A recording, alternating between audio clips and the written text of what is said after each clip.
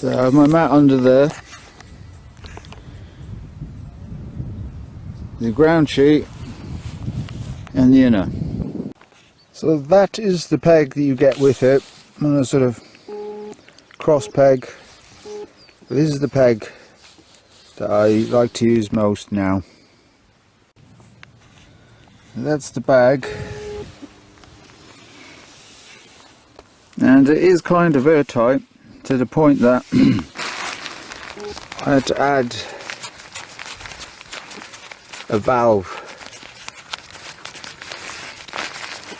because there's nowhere for the air to escape when you bring the bag together and roll it up nice and tight.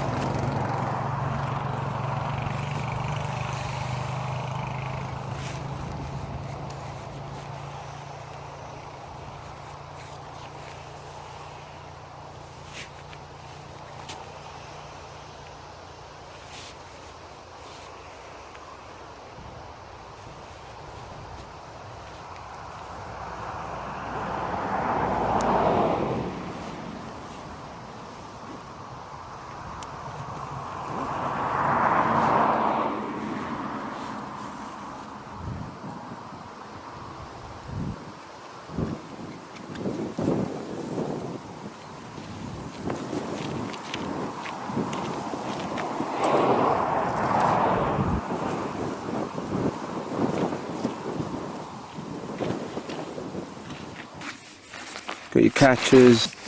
Yeah. The poles come in this bag here. Yep. It's all one piece. You've advanced far with the 5 styles and the steel fingers. I want to see all your force, and you must keep up your practice constantly to succeed. And they were popping off and then popping in. It's all very tricky. Should have been called Ricky because it's so tricky. Anyway, regardless of that,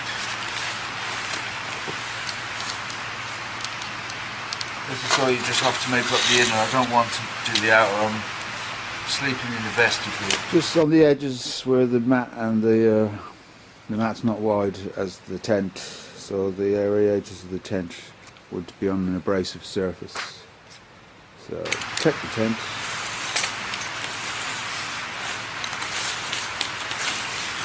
Can you see me? Well, make sure that's in there. It's all locked and loaded. Little trick there, you just kink it there. Get grip that, grip.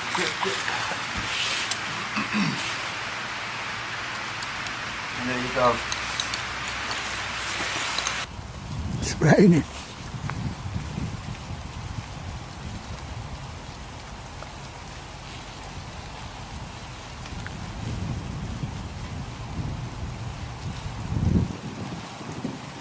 Right, I'm sort of up and running. Got to pull it out a bit more, but it's just rain. It's not super heavy at the moment, which is quite good. It's a bit softer than it was. It's supposed to keep raining. I've just cut back a load of branches. Didn't keep scratching my jacket, and then I've just got space to move around if I want to dance around there in the middle of the night. But I was here once before, 2 years ago. Go up to see Tour Britain, Glen Shee. There you go, one piece. So that's our fully formed. So when first doing it, I just have them all loose. Have that long and loose, because there is a bit of adjustment to the tent. It's not too straightforward. It does actually take a little bit of manipulation to get it just right, but it's worth it at the end. Yeah, here underneath connects, keeps the inside of the tent, gives the room inside the tent the spaciousness that you require. Just see that there. Yeah, that gives the tent spaciousness, but also you just see just there, there's ones that can connect at the bottom, but then tends to bring the tent up. Yeah, tends to bring the tent up so you don't get a flat floor, so there's no point to that. Now the silly green tape here, if you'd noticed, on previous tents that was the place where the damage occurred, so I thought I'd preempt it, but after 4 months it all started peeling off last year. But these are your Velcro straps, keep it all nice and tense. So as you can see, I've twisted the catch points just to create the tension in the inner, because I did shorten the poles. I had the feeling that the poles were for the size 2 tent, because it just didn't seem right. The gap at the bottom was too large for Scottish weather, so I adjusted them to my specifications. For the fly sheet, I actually shortened them. Shortened this one, and I think I shortened the side there. That was much higher. That was more like up here. You know, the gap would have been far too high for sideways rain. Your vestibule would be getting very wet. So it still all works just fine though. So I've tensioned all the tension straps.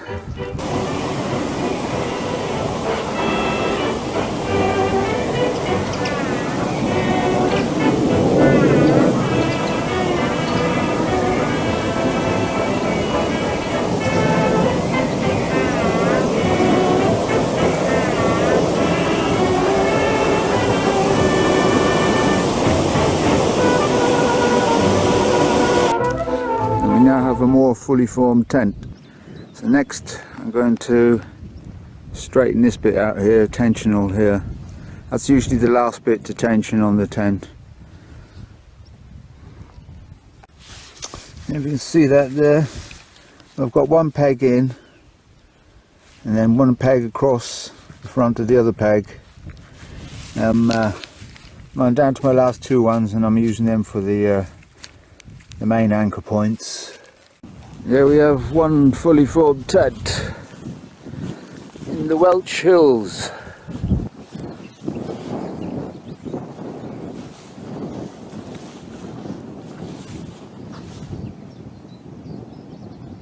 So there are some Velcro points. They're okay. It's okay. Now this is a 2-way zip as well, so you can have a little bit of a. Good to leave that open anyway.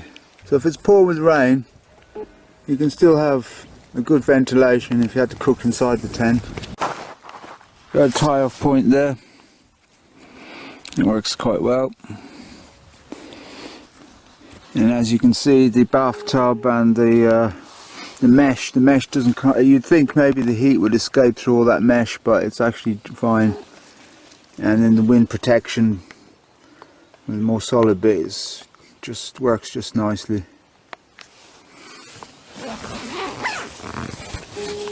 But we have 2 zips. As you can see, you can still see the bathtub there.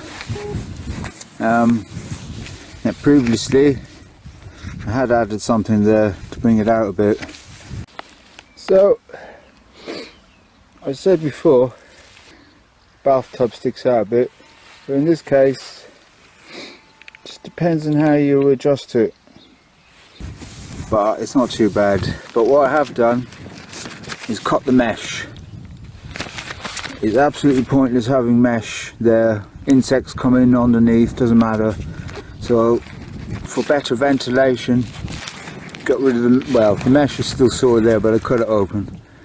But yeah, that's the tension bar there. Close it down, and then here we have another anchor point. I have got another more cord in the bag if necessary, but inside, so there's plenty of room in here. I have a little stool and you can sit up on the stool in here. It's plenty of height, even though I reduced it a bit. Kneeling, and head's just about touching the top there, and leg completely straight and flattened out, and I'm just touching the top there. So, you know, there's plenty of room to stretch out. Because the material is fairly light and thin, I thought it was best to have a little bit of top in the main area where I'm doing most of my sitting and moving around. So you can see there's quite a lot of room there in the vestibule area.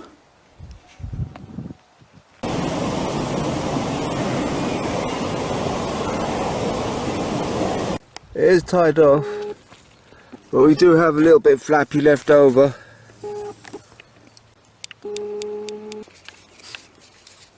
Use that area there for my torch. It's wind up torch, upside down. A Tor fire actually worked quite well, and if you're really desperate, you can actually use it as a dynamo. If you just needed like 30 seconds or a minute on your phone, well, I mean, obviously the more you wind, but there is a USB in there and a micro USB for it. Also acts as a lantern, so it pops out like that, so you get a more even glow. But it does work well. Thank you very much. And the arm there, the handle, it's all pretty sturdy, pretty sturdy.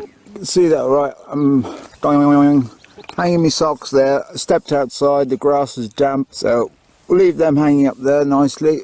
So there is a hook up here, so yeah, you can hang stuff. I've just a bit of bungee there, but yeah, you know, get the old sunglasses up there out of the way. You don't crunch them in the middle of the night. I've just made that off the inside of an old raincoat, and then done some dodgy stitching. It's gone along the same line here, so it is pretty sturdy and it doesn't damage the tent. Well, you know. It's the simple use of the peg as a demonstration, so I can keep the net sort of, you know, and keep the door to a minimum. So some people think front loaders, because I had a side, my last tent was a side loader, shall we say. This tent, yeah, obviously it's the front, but let's do that, sit back up. And you just nip in and you just turn around, there's plenty of space. I'm 5'8", and I turn in, I can spin around, no problem inside the tent. Just, you don't have to back into the tent unless you're 6'8" or something, in which case you probably wouldn't have this tent. But yeah, so no big deal. Tom Sawyer is a classic.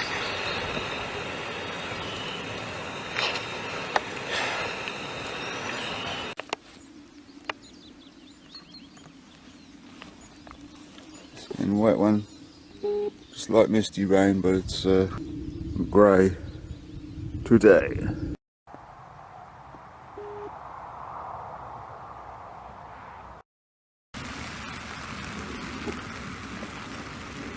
After 150 continuous days of use, I do have leaks in the ridge of the tent, but because the inside is also waterproof and the mesh is so fine, there's not a drop of water in here, but there is water on the mesh.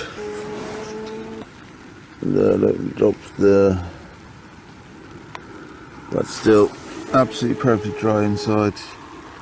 Gonna have to sort that out, but it's been raining absolutely all night, heavy rain all night, and I'm totally dry inside. So in the sleeping bag, see the water's gotten in because I'm facing the wrong way for the weather. But then that was because of the slope, the slight slope, can't sleep the other way. I brought my bags in last night because I knew it was supposed to be raining. So I can pack my bags inside the tent. The tent will go away wet, damp or whatever, so all the bags are in there. And I'll get everything packed up, ready to go when the rain dies off a little touch.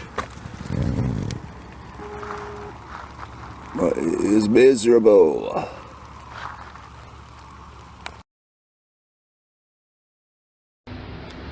These are the kind of areas where the seam sealing has failed, so I'm presuming that's where it's come in. So I'm going to use some of this.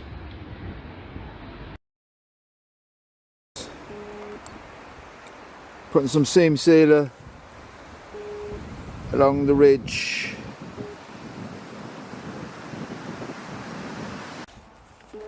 It's worked, it's all nice and dry.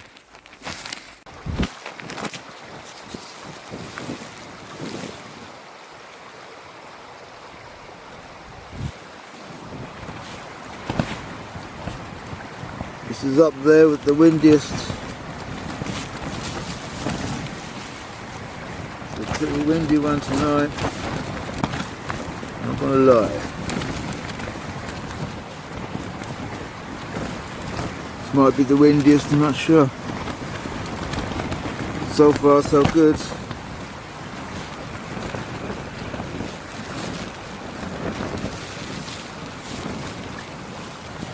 Oh. So it's been, I don't know, like the tent almost felt like it's collapsing. So I'm not quite sure what's going on. Doesn't look healthy. Oh man, alive, oh. Oh, you can hear them whizzing around your ears. So I've taken down the inner. And I put all the stuff in the middle there. Put my wet weather gear on out of my bag. And bring the other bags in. Should have done that last night. Put them in the gaps. You see?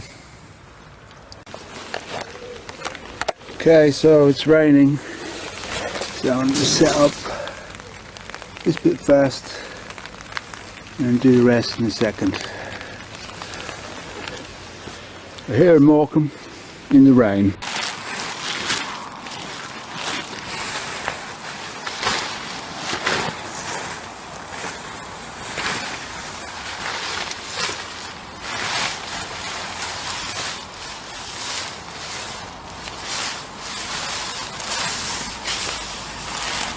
What am I doing?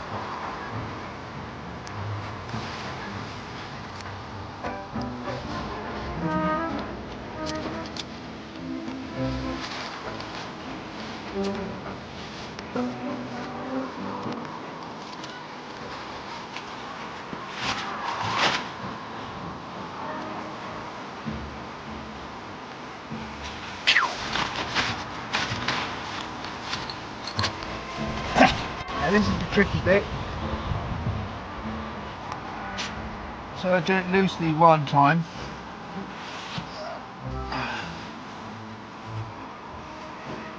Then more the other side.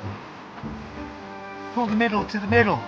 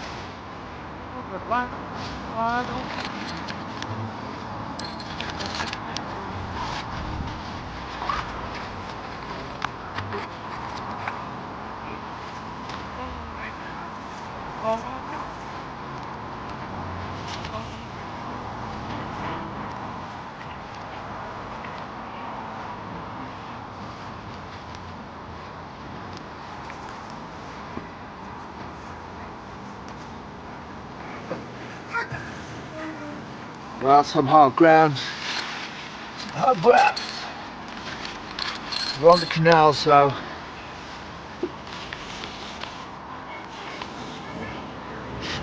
further out these are the more square inside these, but not by much. Not by much. Of course, a trip hazard. Not too windy tonight there, but it was a breeze.